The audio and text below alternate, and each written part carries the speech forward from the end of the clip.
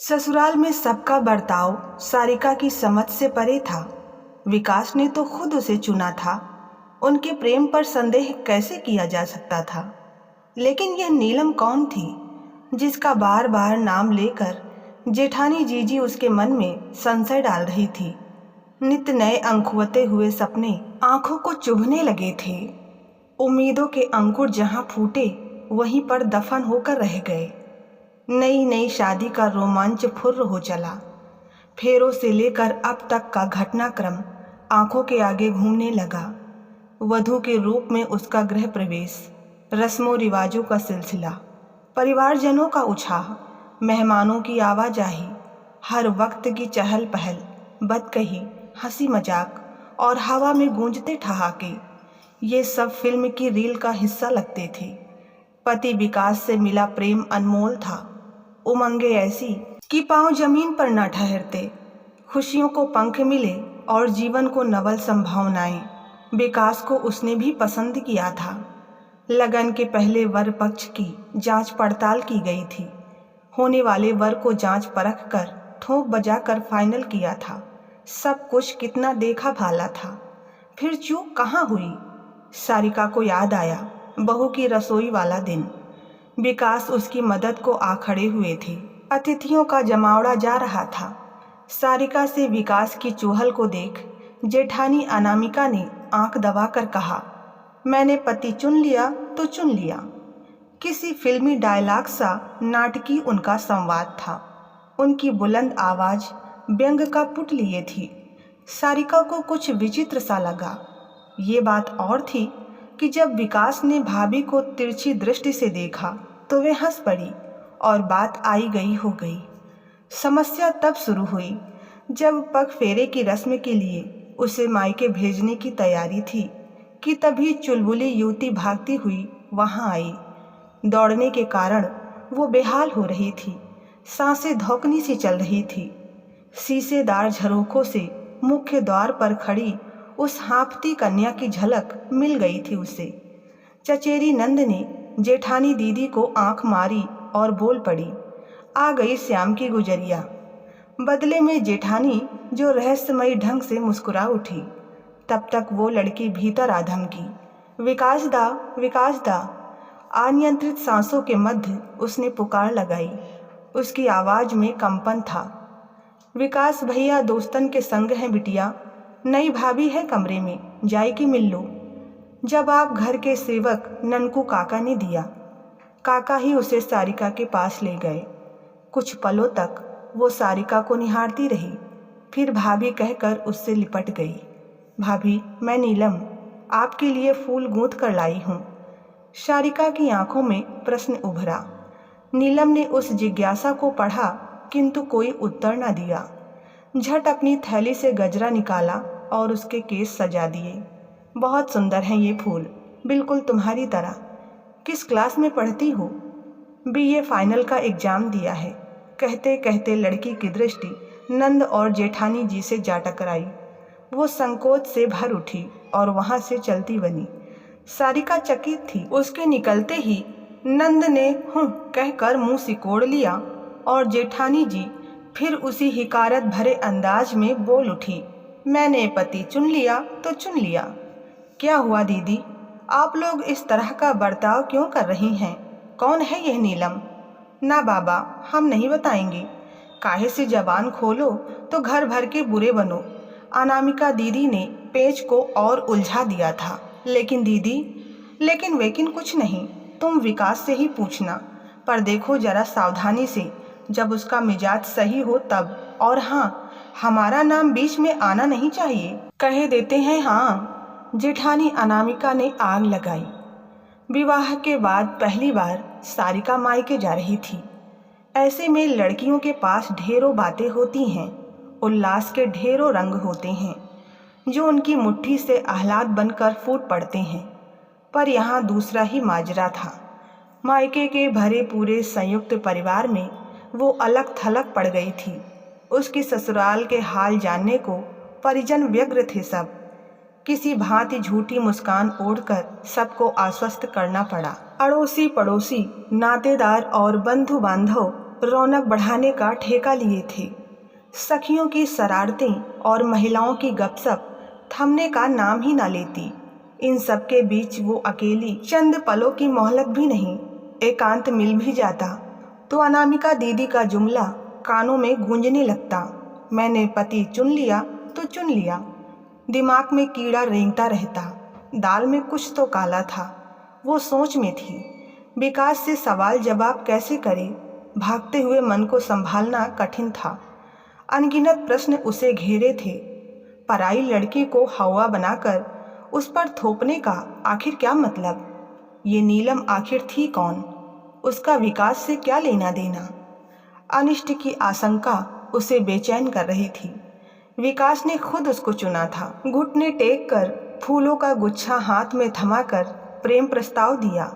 उनका विवाह प्रेम विवाह था, तो फिर ये उलझन कैसी? ऐसा अतीत जो वर्तमान को ग्रास बना रहा था। विकास के प्यार में दुराव छिपाव था या कोई छल?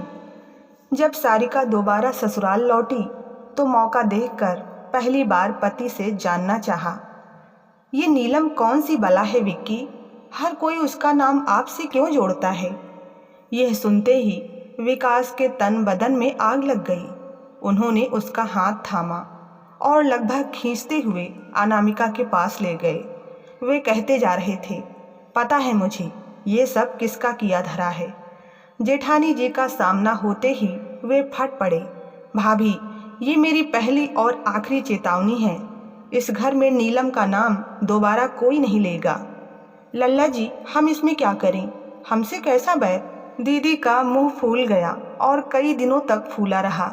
इसकी जिम्मेदार वो सारिका को मान रही थी, जबकि उस बेचारी ने उनका जिक्र तक नहीं किया। विकास के तेवर देख अनामिका सहम गई थी। कई दिनों तक उस विषय पर कोई चर्चा नहीं हुई। सारिका को भी लगने लगा कि वो बेकार ही संदेह कर रही थी। फिर एक दिन मिठाई का डिब्बा हाथों में लिए नीलम अपनी सहेली के संग आई थी। सारिका को देखते ही वो झट आगे बढ़ी और उसके पैर छू लिए। आग्रहपूर्वक हथेली खोलकर लड्डू भी उसे थमा दिया। संस्कारी सारिका कोई तमाशा खड़ा ना कर सकी। सासू माँ का लिहाज भी तो करना था। नीलम उसके भावों को पढ़ नहीं पाई और विकास से मिलने स्टडी रूम की तरफ दौड़ गई। सारिका का मन खट्टा हो गया। सारिका चुप रही और खिड़की पर खड़ी हो गई। नीलम कह रही थी, मेरा जीवन आपकी प्रेरणा से ही सफल हुआ है। आप वो पारस हैं जिसके स्पर्श से पत्थर भी सोना हो जाए, जिस पर भी आपकी कृपा हुई। अब बस करो नीलम। विकास के स्वर में दुलार छलक आया था। तुमने वो कर दिखाया है जिसकी किसी को उम्मीद नहीं थी। पूरी यूनिवर्सिटी में टॉप करना कोई हंसी खेल नहीं। वो तो आपके ही कारण आपने मुझे पढ़ाया। नीलू, विकास उसे प्यार के नाम से बुला रहे थे। उसकी बात को काट कर बोल पड़े, तुम थोड़ी थोड़ी पागल हो। तुम्हारा यह स्नेह, ये भोलापन बहुत कीमती है मेरे लिए। और आगे नहीं सुन सकी थी सारिका। एक तरफ विक्की चाहते थे कि भूल कर भी कोई घर में नीलम का नाम ना ले, और दूसरी तरफ मेरा मन बेचैन था। मैंने घर के ननकू काका को बुलाया। वो अधेड़ उम्र के थे और लगभग 20 सालों से यहाँ काम कर रहे हैं। उन्होंने ही बताया कि नीलम विकास से ट्यूशन लेती थी।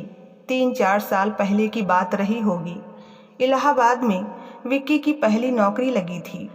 वे आलोकनाथ जी के यहाँ पेइंग गेस्ट की तरह रह रहे थे।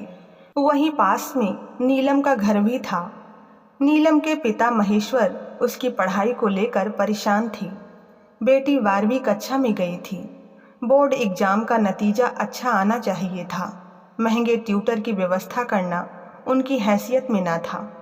उन लोगों के आलोकनाथ जी और उनके परिवार से मैत्रीपूर्ण संबंध थे। उसी का ख्याल कर विकास नीलम को पढ़ाने लगे। नीलू ने परीक्षा में संतोषजनक अंक पाए तो उसका बहुत कुछ श्रेय विकास को मिला। महेश्वर की पत्नी जानकी विकास का बहुत एहसान मानती और उनकी खातिर कोई न कोई व्यंजन बना कर रखती थी। उनका उस घर में आना जाना लगा ही रहता। फिर ना जाने ऐसा क्या हुआ कि दोनों परिवारों के बीच मनमुटाव पनप गया। बीच में समझौता जरूर हुआ, लेकिन माजी और विक्की के अलावा वे लोग किसी को नहीं सुहाते। दिल्ली में जॉब मिलते ही विकास पुरानी नौकरी छोड़कर यहाँ माता पिता के पास चले आए थे। उन्होंने ही नीलम को इलाहाबाद से बुलाया और दिल्ली विश्वविद्यालय में दाखिला दिलवा दिया। वो रमावती हॉस्टल में रहती है और कभी कभार यहाँ आया जाया करती है। ननकू काका ने सारिका को यह कहानी ऐसे ही तो सुनाई नहीं होगी। वे उसके असमंजस, उसकी तड़प को भांप गए होंगे। काका से ही पता चला कि उसके पति बीच बीच में उस लड़की की आर्थिक मदद कर दिया करते हैं, लाइब्रेरी से किताबें भी ला कर देते हैं। विक्की का यह व्यवहार सारिका के पल्ले नहीं पड़ा।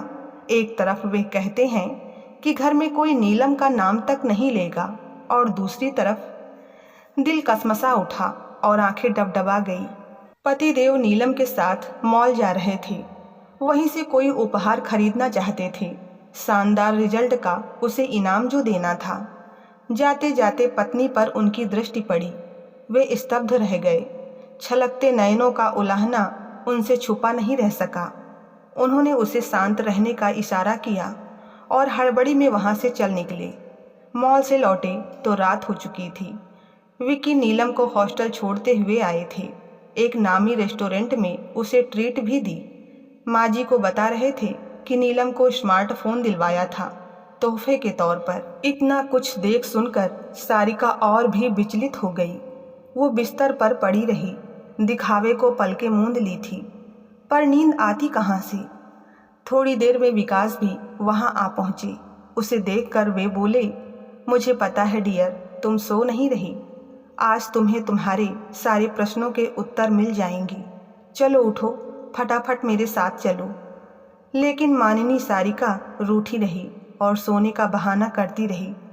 इस पर उन्होंने उसे झंझोड़ कर उठा दिया और खींचते हुए छत तक ले आए। छत के कोने में एक कोठरी नुमा कमरा था। कमरे की सांकल पर पुराने फैशन का जंग खाया हुआ ताला लटक रहा था। एक लंबी सी चाबी से विकास ने दरवाजे को खोल दिया।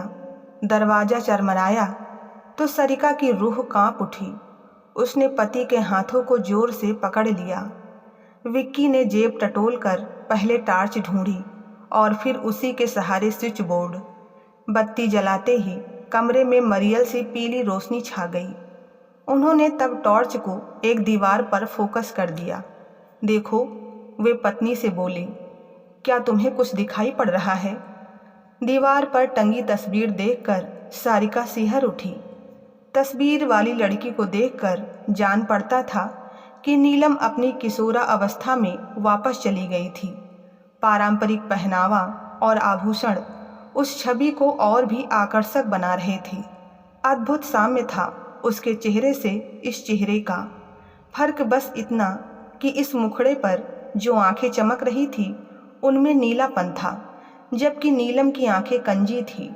हाँ, इस कन्या के सुनहरे घुंघराले बाल थे, वहीं राधिका के केस लंबे और काले। नीलम की फैंसी ड्रेस कंपटीशन वाली फोटो लगती है, सारिका ने हिचकते हुए धीमे से कहा। इस पर विकास के होठों पर एक फीकी हंसी उतर आई। उन्होंने गंभीरता से कहा, कयास लगाना बंद करो। ये मेरी छोटी बहन लता है, जो आज से लगभग 8 साल पहले। कहो विक्की। सारिका उद्विग्न थी। हमें छोड़कर चली गई, हमेशा के लिए। भरे गले से किसी भांति वे वाक्य पूरा कर पाए। रात का सूनापन उन पर हावी हो चला था। एक गहन संवादहीनता उनके बीच पसर गई। थोड़ी देर पहले जो सारिका इतनी उतावली हो रही थी, अब कुछ भी पूछना नहीं चाहती थी। वे धीरे धीरे शयन कक्ष की तरफ बढ़ चले। तो श्रीमती जी, मामले को और खोदा जाए ताकि आप उसकी तह तक पहुंच सकें। विकास के लहजे में पहले वाली अकुलाहट नहीं थी, गंभीरता का पुट था। नहीं विक्की, मुझे कुछ नहीं पूछना, मैं जान गई हूँ आप नीलम पर इतने मेहरबान क्यों हैं, क्योंकि उसकी शक्ल मेरी स्वर्गवासी बहन से मिलती है। विकास ने बीच में ही टोक दिया। नहीं सारिका, बात यहीं तक नहीं है। यही एक कारण होता तो पिताजी और भैया भी उसे पसंद करते। वे लोग तो मानते हैं कि नीलम अपने लालची घरवालों से मिलकर मुझे लूट रही है। मेरी कमाई का 1/4 हिस्सा उस पर खर्च हो जाता है, पर मुझे कोई आपत्ति नहीं विकास। फिर भी मैं चाहता हूँ कि तुम पूरी बात जान लो। विकास गंभीर थे। वे अपनी ही रौ में कहते चले गए। मैं नीलू को पढ़ाया करता था। शुरू में मेरे खाने पीने का ध्यान रखती, मुझे देखते ही चाय बना लाती, पढ़ाई के बाद मेरे आराम की व्यवस्था करती। कहते कहते वे शून्य में ताकने लगे। आप कहते रहो, मैं सुन रही हूँ। पत्नी के आग्रह पर विकास थोड़ा हिचकिचाए और फिर बोले, ये सब बहुत स्वाभाविक था। वो लता की हम उम्र थी, मुझसे लगभग 7-8 साल छोटी, सो कुछ गलत नहीं होगा। तो फिर? सारिका पूछे बिना नहीं रह सकी। फिर धीरे धीरे अपने पिता महेश्वर के सिखाने पर उसके हाव भाव बदलने लगे। वे जानकर हम दोनों को अकेला छोड़ देते, किसी न किसी बहाने उसे मेरे साथ बाहर भेज देते। कभी उसे कॉलेज ड्रॉप करना होता तो कभी किसी सहेली के घर। आगे क्या हुआ? रहस्य गहराता जा रहा था और सारिका की उत्सुकता बढ़ती जा रही थी। भोली भाली सारिका अपने पिता के बहकावे में आ गई, जो बिना दहेज के ही मुझे फांस लेना चाहती थी। मैं लता की परछाई उसमें देखता था, इसलिए समय रहते उसका इरादा जान न सका। उसके स्नेह प्रदर्शन को मैं मूर्ख एक बहन का प्रेम समझता रहा। महेश्वर के निर्देश पर वो मुझे दादा के बजाय तिवारी जी कहने लगी, जो मुझे थोड़ा अटपटा जरूर लगा, लेकिन यह तो बहुत अजीब बात थी। लेकिन तब भी मेरी आंखों से भ्रम का पर्दा नहीं उठा। विकास चुप हो गए थे। कहानी पराकाष्ठा को छूने ही वाली थी। पत्नी से उनकी यह चुप्पी सहन नहीं हुई तो वह उनके पास आकर बैठ गई। सारिका का आशय समझकर विक्की ने मौन तोड़ दिया। एक दिन महेश्वर के परिवार के साथ मैं थिएटर गया। नीलम को जानबूझकर मेरे पास बिठाया गया। कोई प्रेम प्रसंग दिखाया जाता तो वो मेरी ओर देखती। एक बार तो हद ही हो गई, जब हीरो ने हीरोइन के गले में बाहें डाली और विकास आगे कहिए। सारिका से विकास का संकोच सहन नहीं हो रहा था। तब नीलम मुझसे सटने लगी, फिर मुझे उसे जोर से लताड़ना पड़ा। पति पत्नी कुछ देर आवाक होकर बैठे रहे। समय की नजाकत देखकर विकास आगे बढ़े। महेश्वर जी ने मुझ पर आरोप लगाया कि मैंने ही नीलम को बढ़ावा दिया था, उसकी मति फेर दी। मेरे पवित्र स्नेह का अर्थ बाप बेटी गलत लगा रहे थे। संयोग से बड़े भैया अनामिका भाभी को लेकर मुझसे मिलने इलाहाबाद आए हुए थे। नीलम ने अपने पागलपन में भाभी के सामने ही घोषणा कर दी, मैंने पति चुन लिया तो चुन लिया। भैया ने मुझसे साफ साफ कह दिया कि यदि मैं उस दिन के बाद महेश्वर जी के यहाँ गया तो वे ये मान लेंगे कि नीलम से विवाह करने में मेरी रुचि है। मैं मुकर गया तो नीलम ने जहर खाकर जान देने की धमकी दी। अरे! सारिका की पुतलियां विस्मय से फैल गई। आगे क्या हुआ? आगे विकास मुस्कुराए। मेरे मोबाइल में लता की तस्वीर थी। तुम्हारी तरह उसे भी लता की तस्वीर दिखानी पड़ी। लता की तस्वीर देखते ही नीलम चौंक गई। धीरे धीरे उसे अपनी गलती का एहसास हो गया। उसने सच्चे मन से मुझसे माफ़ी मांगी। मैंने भी उसके आगे शर्त रखी कि वो मुझे दादा कहेगी और मानेगी भी तो ही मुझसे मिल सकती है, अन्यथा कभी अपनी शक्ल मुझे ना दिखाए। तब से आज तक नीलम ने मेरी कही बातों को पूरी ईमानदारी से निभाया, इसलिए मैं भी उसकी आगे पढ़ने और बढ़ने में मदद करता हूँ। मैं लता को वापस नहीं ला सकता। विकास का गला भर आया। मैं समझ गई विक्की, कहते हुए सारिका अपने पति से लिपट गई। उन्हें अब और कुछ कहने सुनने की आवश्यकता नहीं थी। तो बस आज की कहानी में इतना ही। कहानी पसंद आई हो तो वीडियो को लाइक करें, चैनल पर नए हैं तो सब्सक्राइब करना ना भूलें। मिलते हैं नई कहानी के साथ, तब तक के लिए अपना ख्याल रखिए। धन्यवाद।